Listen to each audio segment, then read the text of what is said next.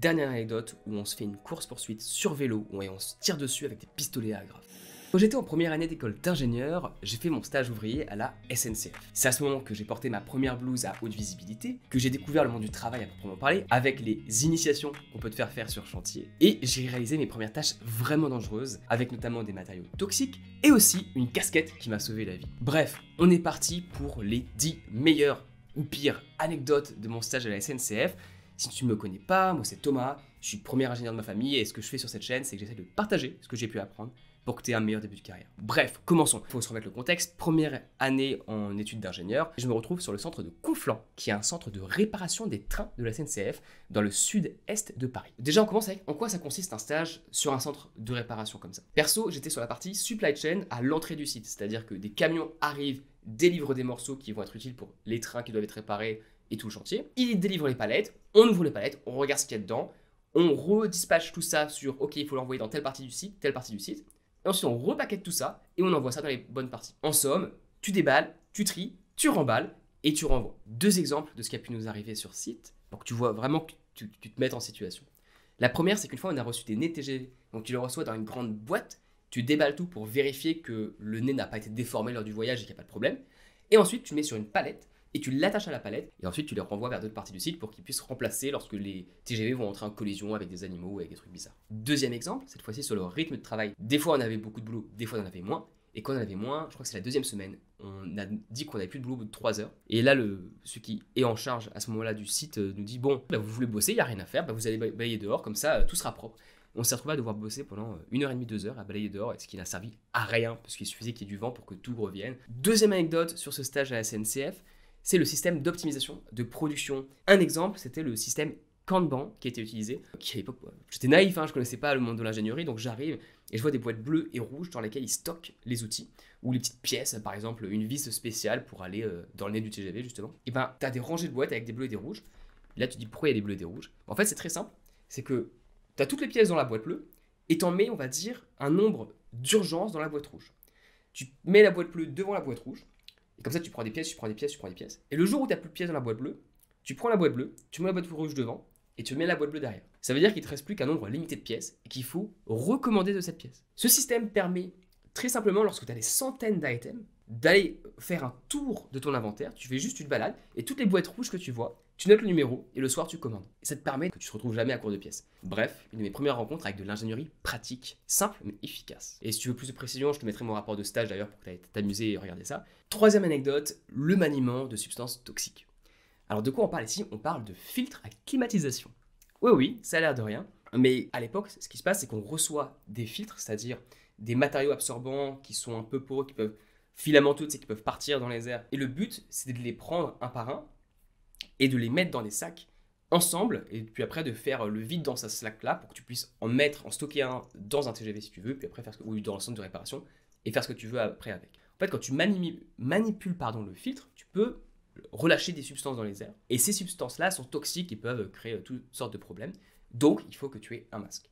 Un masque spécial, pas forcément ceux qu'on a eu pendant le confinement, mais un masque qui te permet vraiment de trier certaines particules fines, etc. Évidemment, c'était pas une tâche où tu te dis « il y a un danger mortel immédiat », mais c'était quand même la première tâche dangereuse que j'effectuais pendant un de mes stages. Les 3 prochaines anecdotes, de 4 à 6, c'est sur ce que j'ai retenu vraiment du stage. Qu'est-ce que j'ai réalisé en faisant ce stage ouvrier, au contact avec les gars sur le terrain, et dont j'avais aucune idée lorsque j'étais en école d'ingénieur. Ah là là là là, bonjour. Tout ça, gentil, tu vois, bisounours, avant. Et je te garde les anecdotes les plus folles pour la fin de la vidéo. Mais là, réalisation concrète, première, donc 4e anecdote, sur les conditions de travail. Les conditions de travail, lorsque tu es sur chantier, lorsque tu es sur site, sont difficiles. Lorsque c'est l'hiver, t'as pas de chauffage dans le hangar, t'as des portes qui sont ouvertes pour que les camions puissent décharger, donc il fasse 0 ou moins 10 dehors, tu continues à recevoir des pièces et à travailler. Et à l'inverse, quand il fait chaud, pareil, t'as le soleil qui va taper, alors t'es un peu plus protégé, mais t'es en train de déplacer des charges lourdes, tu vas suer, t'es en tenue de protection. Donc, les conditions de travail sur chantier sont difficiles. Et ça, c'était ma première vraie réalisation concrète de un grand respect pour toutes les personnes qui font ce type de travail. Et pour les tenues de protection, d'ailleurs, on verra ensuite dans les anecdotes folles comment une casquette m'a sauvé la vie. Bref, ça c'était la 4e anecdote. 5e anecdote, en plus de ces conditions de travail difficiles, t'as un manque de reconnaissance de certaines initiatives des ouvriers. Et ça touche vraiment parce que tu t'imagines, tu fais un travail, tu te donnes à fond, tu trouves des solutions pour améliorer les systèmes, pour faire en sorte que le système Kanban dont je t'ai parlé au départ soit plus efficace, ou que tu puisses le mettre en application dans d'autres zones où normalement c'est pas possible. Et pourtant, il n'y avait aucune reconnaissance de la part du management, ni en termes financiers, ni même en termes de félicitations pour ce que tu as fait. Alors oui, on le disait sur le chantier, mais il n'y avait aucune reconnaissance d'au-dessus. Et ça, c'est vraiment dommage parce que tu démotives les gens en ne reconnaissant pas ce qu'ils font et ce qu'ils apportent à l'entreprise. Sixième anecdote, la réalisation. Tu peux être incité à tricher, alors que tu es quelqu'un de bien, par un système qui te met les mauvaises incitations. Par exemple, lorsque j'ai fini de travailler, après 3 heures de boulot, et que je demande à travailler plus, et qu'on me fait balayer dehors, qu'est-ce que j'en retiens? J'ai pas envie de balayer dehors, ça sert à rien, je sais que ça sert à rien, tout le monde sait que ça sert à rien. Donc la prochaine fois, au lieu de me demander à avoir plus de travail, j'ai tout intérêt à ne rien dire, ou à prendre plus de temps pour faire mon boulot. Et donc, ce que ça signifie, c'est qu'on m'encourage à tricher, à prendre trop de temps pour faire mes tâches, plutôt que juste chercher à être efficace et d'être utile à l'entreprise. Conséquence de cette anecdote qui est hyper importante, si tu veux être ingénieur, si tu veux être à un poste de responsabilité plus tard, il faut bien comprendre que le système que mettent en place les managers, les directeurs, l'entreprise, ont un impact direct sur le comportement des personnes. Et que si tu as dans un système un tricheur, bon, s'il y a un seul tricheur, c'est peut-être lui le problème. Tu vois, il y a toujours des gens qui sont un peu manipulateurs, qui veulent profiter. Il n'y a pas forcément de malin intrinsèque à ça, mais voilà, il y a des tricheurs. Par contre, si tu as 50% des gens, c'est des tricheurs, là, c'est ta faute. C'est ton système qui n'est pas bien mis en place parce qu'il n'aide pas les personnes à ne justement être honnêtes et à gagner en étant honnêtes. Bref, voilà, grosse réalisation qu'il y a des problèmes systémiques qui existent réellement à cause du système et qu'il faut mettre en place les garde-fous, les process, les incitations, la reconnaissance pour que les personnes en dessous puissent être juste elles-mêmes, c'est-à-dire être des bonnes personnes si elles le souhaitent. Bon, voilà, ça y est, je vous ai fait la partie, cette fois-ci, je vous ai fait la partie conceptuelle parce que j'aime bien tout ce qui est concept, mais on va revenir avec des anecdotes un peu plus croustillantes, un peu plus down to earth, soit pragmatique, réaliste. Les anecdotes les plus folles, on commence avec, parmi ces 4-là, la 7e, celle du marteau à bomber le verre. On a eu dans la 2e semaine, je crois, un mini bizutage. Alors, je dis attention, bizutage, en général, c'est négatif. Là, c'est pas du tout ça, c'est plutôt une introduction. Le maître chantier nous dit alors, est-ce que vous pourriez aller nous chercher un marteau à bomber le verre, s'il vous plaît? Je crois qu'il est dans le centre de réparation à l'autre bout du chantier. Là, tu fais, bon, ok, d'accord. C'est long, hein, parce que sur un centre de réparation des trains, c'est plusieurs kilomètres. Donc, tu dois marcher beaucoup et ça va te prendre 20-30 minutes d'aller de l'autre côté pour aller dans l'endroit où ce type-là est, fait ses réparations et a ce marteau à bomber le verre. Donc on y va à deux, voilà, on va déposer un truc, on y va, il me dit « Ah, vous cherchez le marteau à bomber le verre? Ah merde, je l'ai passé à Jean, je crois, mais Jean par contre, il est de l'autre côté. » Et là, il se dit « Attends, c'est pas possible, il était juste à côté de l'endroit où on était au départ, donc on va à l'entrepôt. » Et là, Jean, il nous dit « Ah non, merde, c'est Robert qui l'avait le marteau à bomber le verre. Par contre, il est de l'autre côté. » Et là, tu te retrouves à faire des allers-retours. Et au bout du 4e, 5e, on se dit « Mais attends, un marteau à bomber le verre, c'est bizarre, non, comme concept ?» On sort nos téléphones, mais forcément on se rend compte que voilà, le marteau à bomber le verre, c'est un peu comme le Yeti. Ça n'existe pas et c'est fait sur chantier pour apprendre aux jeunes nouveaux qu'il faut réfléchir aussi quand on donne un ordre et te poser les bonnes questions. Et là, ce qu'on s'était dit, nous, bon, on va pas se laisser trimballer d'un bout à l'autre du chantier comme ça. Et ce qu'on a fait, c'est qu'on est parti du chantier en se disant, voilà, il est 2h de l'après-midi, 2h30, et on est revenu le lendemain. Donc ils nous ont perdus, on n'a pas dit qu'on partait, on est juste parti rentrer à la maison. On est revenu le lendemain avec un marteau avec écrit « bomber le verre » dessus, à la place de marteau à vitre.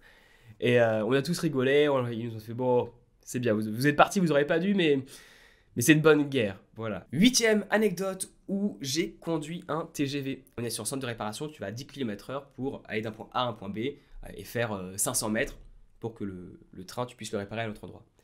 Et donc on y va avec un employé de la SNCF qui lui sait conduire, un conducteur qui est habilité, qui commence à démarrer le truc et qui fait bon, il fait tous ses checks, il nous dit est-ce que vous voulez conduire un TGV? Alors on dit oui, ben assis-toi, et là tu tournes la manivelle, il y a une pédale en bas, t'avances, et il nous a fait conduire pendant quelques centaines de mètres, et au moment où on arrive à une section où il va y avoir du passage, il peut donc y avoir des gens qui traversent, là il reprend la main, il se rassoit et il va faire le freinage.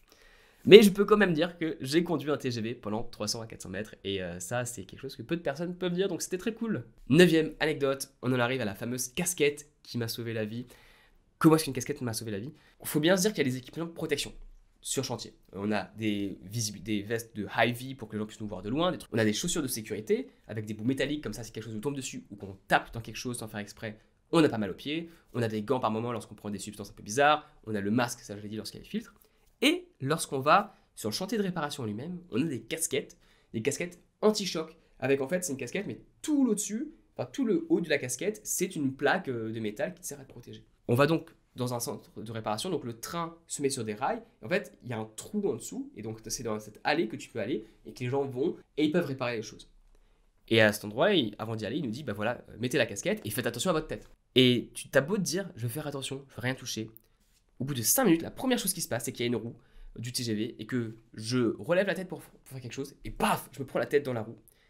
Et c'est pas comme un mur classique, c'est beaucoup plus dur, c'est du métal. Et tu prends ça, c'est hyper massif et ça te fait super mal parce que c'est juste une coque, hein, donc tu sens quand même le choc, tu le prends en pleine tête, mais au moins ça te protège, c'est pas contendant. Mais cette casquette m'a sauvé la vie parce que concrètement, tu te prends une roue en pleine tête en te relevant rapidement, tu peux t'ouvrir la tête et en mourir. Donc voilà, 9e anecdote, les casquettes anti-choc hyper utiles quand tu répares des trains. Dernière anecdote où on se fait une course-poursuite sur vélo où on se tire dessus avec des pistolets à agrafe. Et attention, cette anecdote, je ne l'ai dite à quasiment personne et la SNCF elle-même n'est pas au courant. Donc normalement il y a prescription, ne venez pas m'attaquer là-dessus. Dernière semaine du stage et on est avec mon camarade de promo. C'est la fin de la journée et on se dit tiens, on pourrait s'amuser un peu, non? Ouais. Et il y a des vélos dans le hangar parce que, comme j'ai dit avant, le chantier, le site de réparation est extrêmement grand. Donc, on a des vélos et on a des pistolets à agrafes. Pourquoi? Parce qu'on est en train de déballer, remballer des choses dans les palettes. Et donc, pour remballer des palettes, tu mets des agrafes partout. Et là, on commence à s'amuser à prendre les pistolets à agrafes et à se faire, à jouer un peu comme avec un Nerf gun, mais avec des pistolets à agrafes dans le local, en train de se tirer dessus derrière, et se cachant derrière les palettes. Et on commence à jouer comme ça. Et on continue, on se dit tiens, ça pourrait être marrant de se mettre sur les vélos et de se tirer dessus en même temps. Et un peu comme sur un paintball, mais sur vélo. Et on finit par prendre les vélos, par se mettre sur les 2 lignes droites du hangar, qui est assez grand, ça fait plusieurs centaines de mètres. Il y a tous les deux foncés sur le vélo, un pistolet à agrafe d'un côté, en train de se tirer dessus en dans le vélo et en y arrivant. Bref, c'était tout à fait pas du tout bien à faire, absolument pas cool.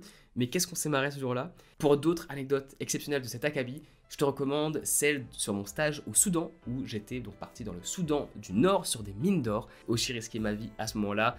Il y a eu des tempêtes de sable, bref, c'était fou. Je te recommande cette vidéo qui s'affiche à l'écran. Merci d'avoir regardé, très bonne journée à toi.